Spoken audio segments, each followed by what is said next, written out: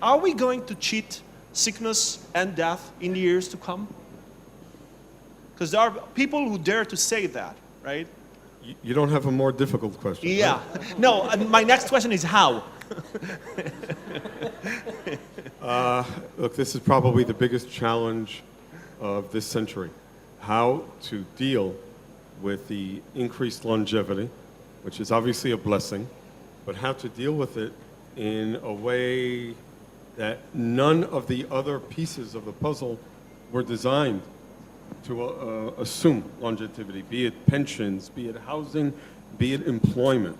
You know, so I assume you don't want to get into that kind of a philosophical discussion, but from the straight healthcare, what we see is a big shift away from pharmaceuticals, which in general have a lot of side effects because it's very difficult for a drug to only impact whatever it is you're trying to fix, to devices that are very targeted. And there are startups in Israel that are dealing with pain with a very, very simple patch that has a lot of complexity built into it. So I don't know if that answers your question, but that's at least steps in that direction. It's a basically yes. I think the term we're looking for is patient-specific medicine. Okay. You probably heard about patient-specific shoes, patient-specific cars, patient-specific medicine. And I think in the near term, rather than extending the life, and we're going to improve the quality of life. So sort of to say people are going to die healthy instead of... People are going to die healthy. That's a very interesting concept. They're going to be aging, and then that's it. That's a very optimistic... And that's the blessing that we're all looking for, instead of, deterioration and being dependent on assistant. Quality of life, this is the key, and patient-specific medicine. So I wanted to ask you something on that sense. Does robot, for some people, going to replace, are robots going to replace, for some people, loneliness? Or are we going to see people having a relationship with robots? Yeah, that's already... Because I just want to say that, I don't know if you know that, like 10 years ago, there was a guy who married a character from a computer game. So he actually married a character from a computer game. There are couples of people who got married in virtual reality environments without meeting each other ever, and they are married and they are having relationship. So this whole being in a relationship with something you cannot touch and feel is something that already happens. I always tell my students, look at the films. Hollywood predicts everything. I think the movie name was Hair, when he had relationships with this virtual thing. But, for the last 10 years at least, there are researchers that work on companion robots, and it has been shown that, at least for old people, whether they pat a robotic dog or a live dog, it's almost the same. Children on the spectrum, autism, responds much better to robotic face, than to human face. So robots are being used to rehabilitate and train and communicate with children on the autism spectrum. And as I said, all people, it's already proven, psychological research that it's already there. We're already there. Matan, sir, what's the most exciting thing about autonomous cars? Most exciting thing about autonomous cars. The most exciting thing for you. Do you want a different question? Yes, please. I'll take question number 2, please.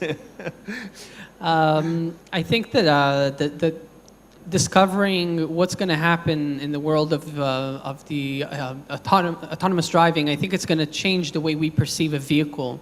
We went through a few revolutions in the world of personal computing. So at first there was a mainframe was a personal computer, then VAX systems, and then the actual personal computer came. And then we migrated to mobile platforms. So we spoke about smartphones, tablets, now wearables. And I think, and I don't think I'm alone in this, that people predict that the next personal computing platform is going to be vehicles. And we have to stop thinking about drivers as a person holding the wheel, but actually as a user who's consuming content in the form of applications, in the form of information, and then of course the interaction with the vehicle itself, but not as a driver again, but as a user. So the most exciting thing for me, similar to what happened in the world of personal computing and mobile computing, to see what applications are going to be coming. Like, what are we going to be doing in cars in the future as the car is driving itself to its destination? I like your question. Thank you. I liked it. Perfect. Maybe we'll be able to Yariv. perform surgery in the car. Yeah, hopefully not. Yariv, so we've talked earlier, and you told me that starting next year, probably we'll see many, many drones out there, right? So tell me how our life is going to look like starting next year, like day to day. What kind of like real problems are going to be solved on our day-to-day basis? It's your normal day-to-day problems of your kid is now screaming because the toy is dead and you need new batteries. So instead of taking the kid, putting him in the car, driving to get new batteries, you can just order them and they'll be there in 15 minutes. Or if the kid at school and he forgot to take his lunch. Exactly. Or you're making dinner and you want some new fresh tomatoes. It's going to affect you in the most, day-to-day activity. That's where you're going to feel it. When you're ordering a shirt online, it can reach out to you in 15 minutes instead of next day or 2 days from now, or you going to the mall. And it's going to change retailers. Is it going to be cheaper than using like those people on motorcycle who risk their lives? It is. Really It's risk a their lot lives, cheaper, a lot faster. Maintenance is lower. One guy can operate a fleet of drones. They're electric. The maintenance is much lower. It's going to be a lot faster, so the bandwidth of each vehicle is higher. That's why everybody is running towards drone deliveries today, or thinking of. Because when you do the math, it's 1/5, 1/10 of the price of owning a fleet of trucks that's now traveling around the city, stuck in traffic jams with people on it serving the truck and delivering the goods. How much weight can you put on a drone? Well, there are a few amazing drone companies out there. We're using their products. 2 years ago, I would probably take 0.5 kilo to 5 kilometers in very nice weather. Today, our solution can take 3 kilograms to 10 kilometers and fly back, even if there's wind and rain. All I have to do is sit back and wait for a few Chinese companies to build the next drone, and 2 years from now, maybe the distance will grow, the weight will grow, the resistance to weather will grow. So you know what I saw on YouTube, everybody I guess saw that on Facebook, YouTube. We already see people using drones to fly, right? They are standing on those drones or sitting on them. I call them the wireless selfie sticks. Is this going to happen like in 5 years, 10 years? People are going to use drones to go from one place to another? That's going to take a bit longer. There's a huge difference between carrying cargo. There are problems with carrying cargo as well. You can crash into other airplanes. You can crash on a city. And aviation safety today is very safe, the general aviation, and it has to be kept that way. When you put people on board, it adds another safety criteria. Everything's a lot harder. But I think that in the long term, 10 years from now, we're going to see people flying with drones as well. It's not exactly that flying car that we've imagined, but once there's a commercial benefit in doing that, it's going to happen. Very interesting. Jeff, you said that the world is aging, right?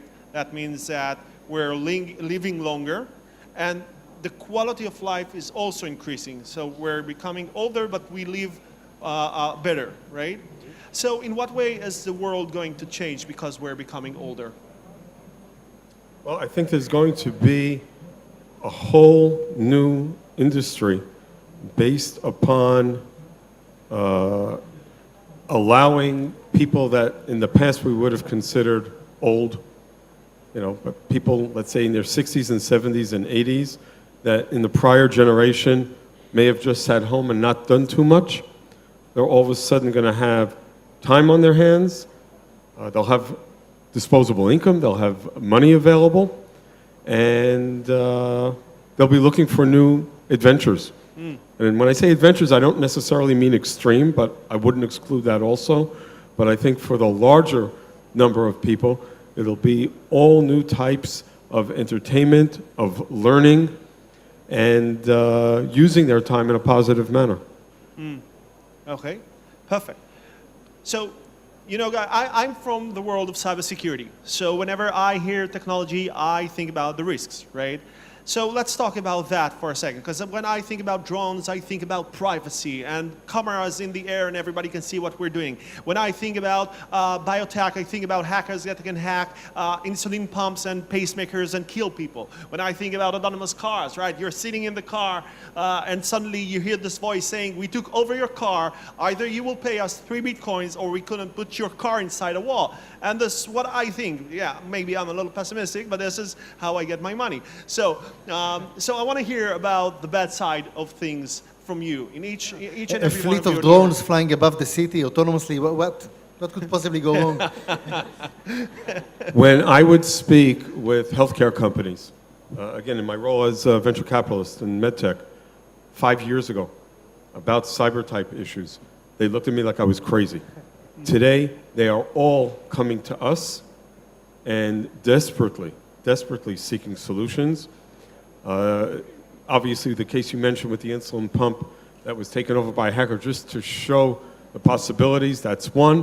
There was another case with a company named St. Jude that had some reports of problems in their heart devices. Hospitals, think about the information that is available in a hospital, including prescriptions, including drugs that are given to patients. Every day there are human mistakes, certainly, but just think of if the wrong people got access to those systems and intentionally gave to wide numbers of people things that they shouldn't be getting. So I think the entire healthcare world has woken up to the challenge of cyber, both at the level of devices as well as at the level of hospital systems. And that's going to have major updates in the next 5 years, I'd say. So, you know, whenever we develop new technology, we need to think about ethics. So not just about harming, but also about this information that is out there. So just the fact that the prescriptions, everything is online somehow. You know, one day I'm going to call my insurance agents, buying insurance for, I don't know, going abroad, and he's going to tell me, sorry, you're not eligible because our system detected that you're taking medication, you visited your doctor too many times a year. So it's not just about harming something, but the information is, you know, sensors, smart sensors going to be all over the place. So data is going to be collected from us on a daily basis. So ethics is a huge ethics is a very interesting thing. The thing that happened in, I think it was Target. Are you familiar with this story? Do you want to tell the story? No, I'm not. Yeah. Not with the So I thought about another story. No. So Target, I think it was Target, they sent a promotional mail to a 16-year-old girl about getting pregnant and having kids. And she came from a religious house, and her father opened the email, and he saw that they sent her this, and he was super angry, and he came there, and he started yelling at them, and he said he's going to sue them. But the thing that he didn't know is that his kid was actually pregnant. And they could conclude that based on information that they collected. And that raised the question of ethics. Was it okay for them to use this information in order to send a 16-year-old girl from a religious house a message about getting pregnant? So that was a question. No, I'm just You should ask the rabbi. That was a story. Ask the rabbi. Wow. When I think of ethics, I can think of something else. You know, today you have robotic limbs, FDA-approved robotic arms, Dykan's, DECA arms, U-hairs, robotic limbs, robotic eyes, ears. You know, it's commercially available. And I just want to take you for, try to imagine. I don't know how many, probably familiar with dental implants. So I can tell you for a fact, I've spoken with several deans of medical schools that dentists are very easy on the plier pulling out tooth today because they have a very good solution. They think they have, by the way, the dental implants. Well, I'll take you 50 years into the future. A person gets into the emergency room of Tel Aviv Medical Center in Ichilov. He just smashed himself on the floor, riding his motorcycle or his car or automated car. And the orthopedic surgeon looks at him and he tells him his broken foot. And he tells him, why bother? It's like, almost like a tooth. Let's put it out Let's put it- so- and put you a robotic limbs. So, Yeah, sounds exciting. it's like, we can treat our Okay, I limbs got and it. what That's the like ethics tooth. you're gonna- This is you're it. really- This is oh. it. Ethics. How far can we go? Matan, your field is very exciting with regards to cybersecurity. Right. Yeah. I mean, we come, I think, from the same place. So I also tend to be more pessimistic when I see new technology emerging, and I'm always thinking about how to break into it, how to break stuff up. And I think that this is where we need to understand that. And you spoke about this at the beginning about disruption, and I think we need to understand that we also need to disrupt the way we're doing disruption. So we can't just come up with new technologies, shoot them out there into the market and see what happens, see if it blows up, right?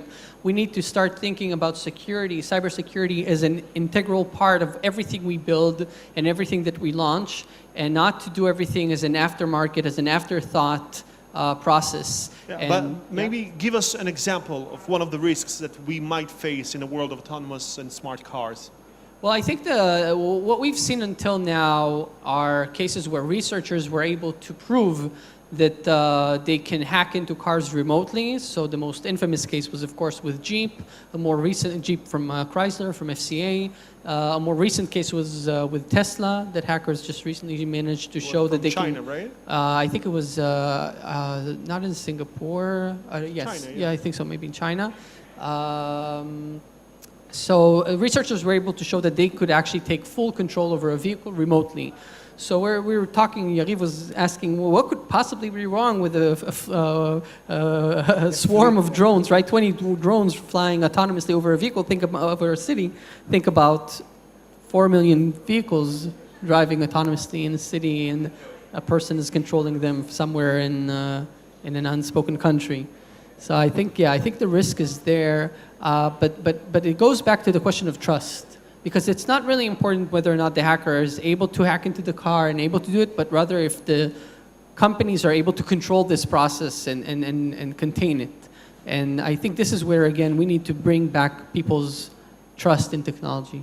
Trust is very, very important.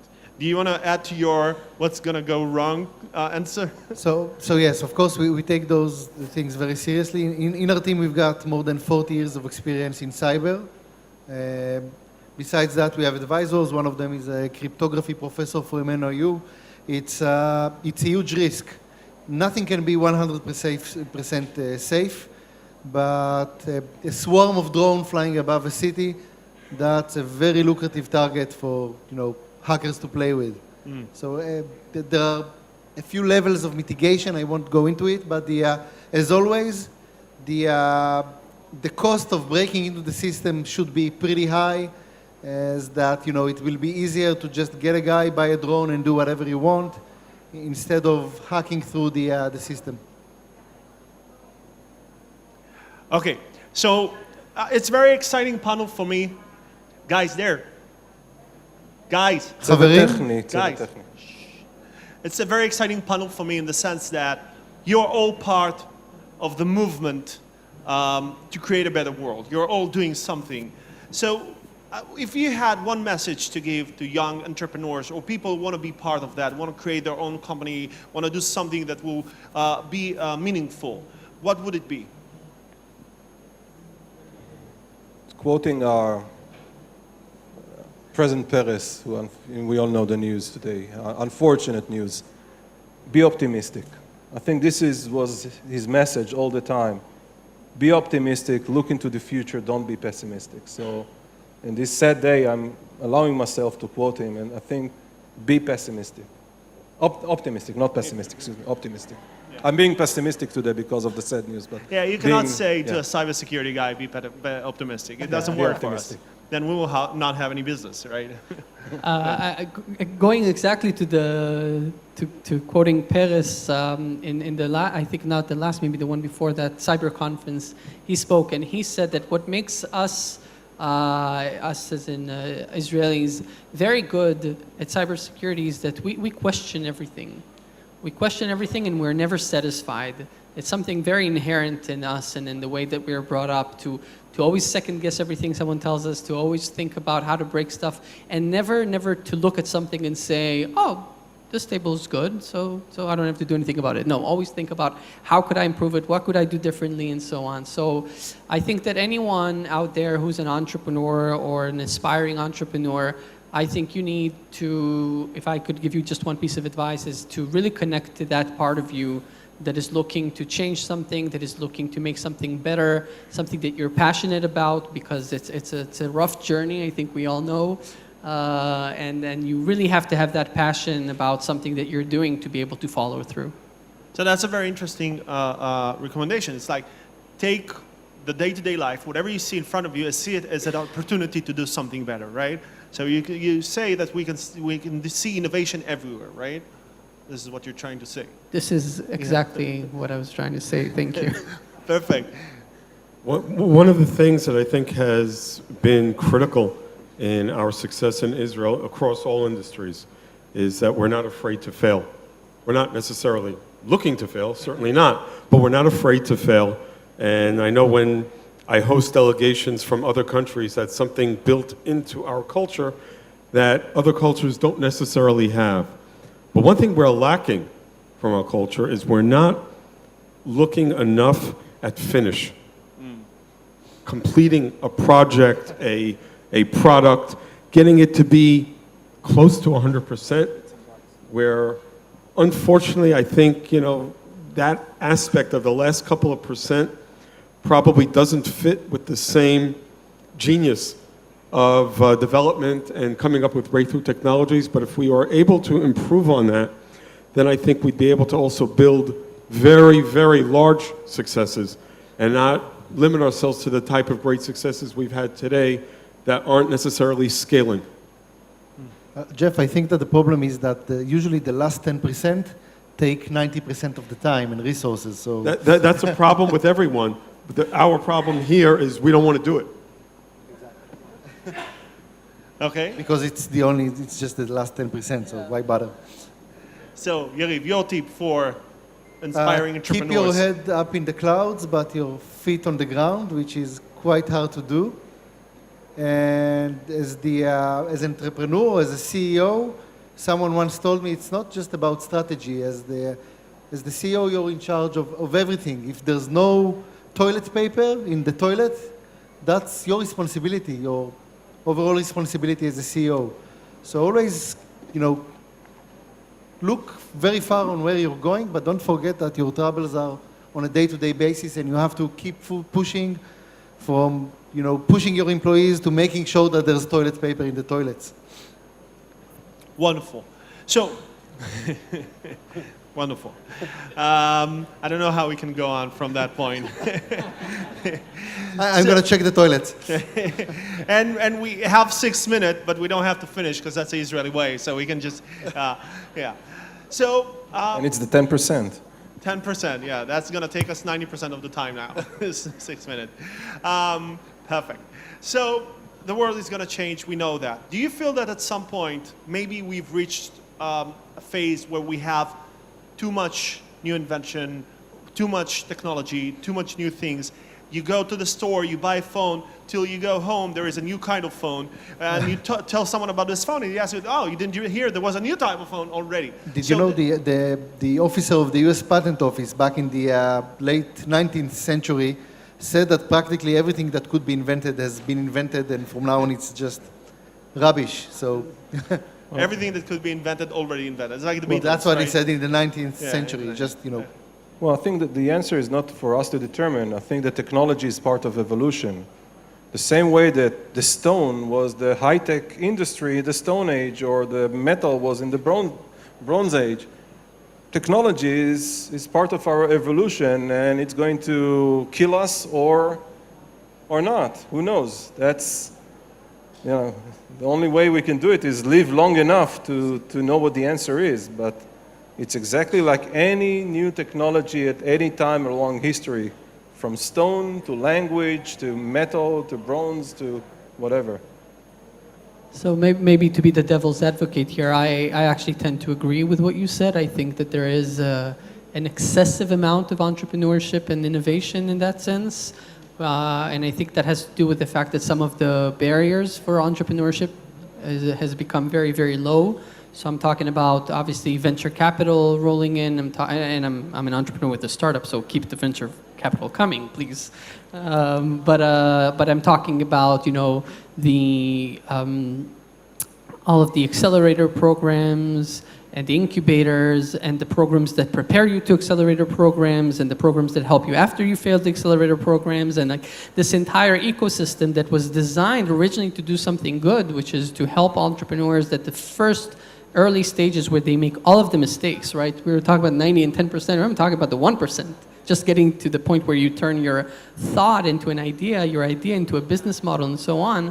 And now I think we have a very excessive amount of that, and maybe if the barriers were just a little bit higher, then we would see better resource utilization. I mean market resource utilization, where bright people are going to bright ideas and resources, funds are going to things that are really going to change the world. Okay. So, anyone wants to add to this? Okay. So, I'm sure most of you know that. Tonight died the 9th president of Israel, Shimon Peres. And he was a remarkable person. And one of the things, and this was already mentioned here, he was pro-technology. And he tried to push it everywhere. And he's tried to push science everywhere. And that was very, very exciting. So to conclude this session, what's the best thing you like or you love about Israel and the way we do things? Because we had some criticism. What do you like about how we do things here? Yeah. Well, number one, I'll just repeat what I said earlier. I think what's great in our DNA is not being afraid to fail, not being afraid because someone tried an idea that didn't work a few times, that you won't be able to find a better way to do it. And I think that's one of the key secrets to our success. Perfect. I'll add that we're not afraid of tackling huge missions, even though they seem almost or completely impossible. And it's amazing to see that once you start that mission, like with SpaceIL, people will join you and will support you. And I'm talking about the presidents of universities and the chairman of the Israeli Space Agency, and all those people joined SpaceIL when we started, even though we had no clue where we were heading. And I think that's a very important part of the Israeli spirit, the amount of support that you'll receive, even though you're not there yet. It's only half-baked. I think creativity. We need creativity to do anything, but I think people here are extremely creative, and they know how to improvise. I see my students, brilliant students. They know the material, they know the stuff very good, they know math, they know physics, but only those who are creative can develop new theories, new products, and Israelis are very good at being in creative thinking. Perfect. I don't know if what I'm going to say is unique to Israel, but it's something that I personally experienced growing up here in Israel, and that takes me back 15 years to my very, very first startup. I was sitting with a friend of mine, and we had this really brilliant idea because Google was just starting to become really popular, and we were thinking about how can we build a search engine that would be better than Google, and we were serious about it. And at the time, to be fair, it wasn't so difficult to be better than Google, but still, we were sitting talking about it. I don't know if you remember, but we were thinking about it, and then both of us at the same time said, yes, and after this works, we'll just buy Google. Perfect. This was a real conversation. So not being realistic, because of something you like about Israel. So, okay. So we're going to conclude it. I just want to say that the future of Israel is in working with other countries as much as for other countries to work with other countries. The world today is more connected than we've ever been, and this gives us an amazing opportunity to work together. DLD is an amazing place to share knowledge, to share ideas, to shake hands, and to exchange business cards. The things that happens inside the halls are as important as the things that happens outside the halls. People should talk. We should have more and more friends.